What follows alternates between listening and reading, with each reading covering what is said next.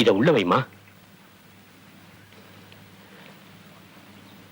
வாங்க மாப்பிள. வந்த வேலை முடிஞ்சு போச்சு. அதனாலதான் ஈவினிங் ட்ரெயினுக்கே டிக்கெட் புக் பண்ணிட்டேன். நீங்க வந்தவுடன் சொல்லிட்டு போகலான்னு பார்த்துட்டு இருந்தேன். அப்ப நான் வரட்டுமா?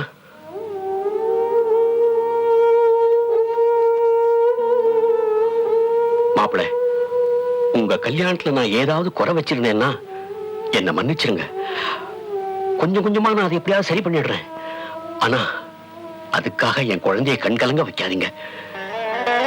நான் உங்களை கையெடுத்து கேட்டுக்கிறேன்.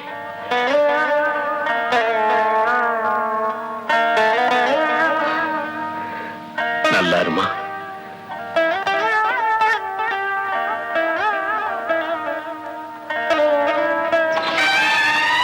வரமா.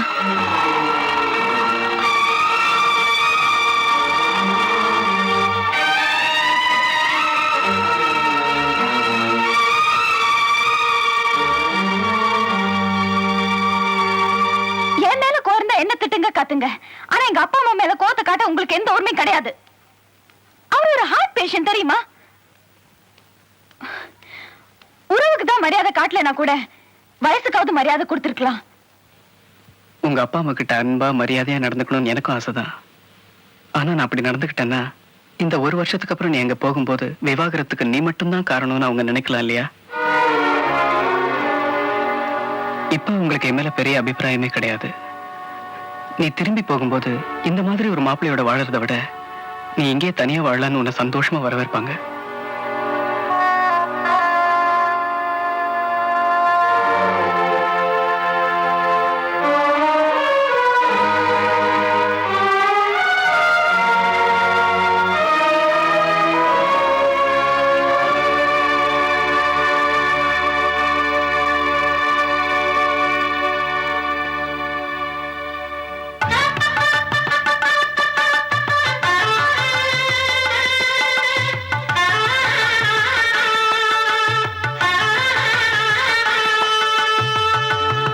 यूनियन वाले क्या बोलते हैं?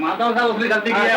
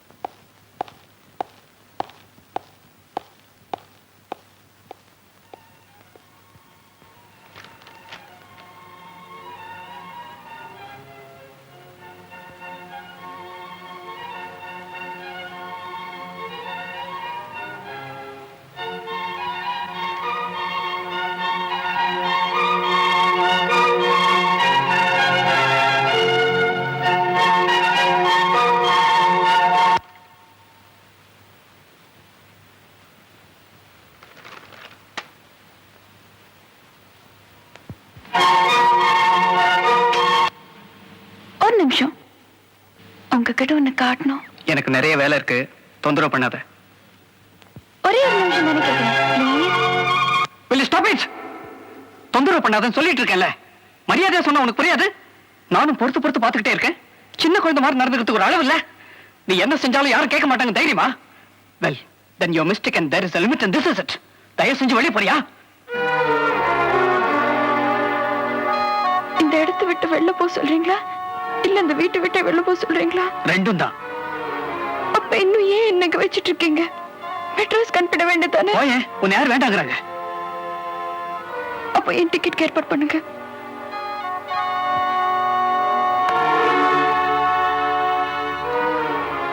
Sita Travels, Miss Preeta, yeah, this is CK here. I want a first class train ticket to Madras tomorrow. Yeah, tomorrow. The name is Divya. Mrs. Divya Chandra Kumar. Okay, thank you.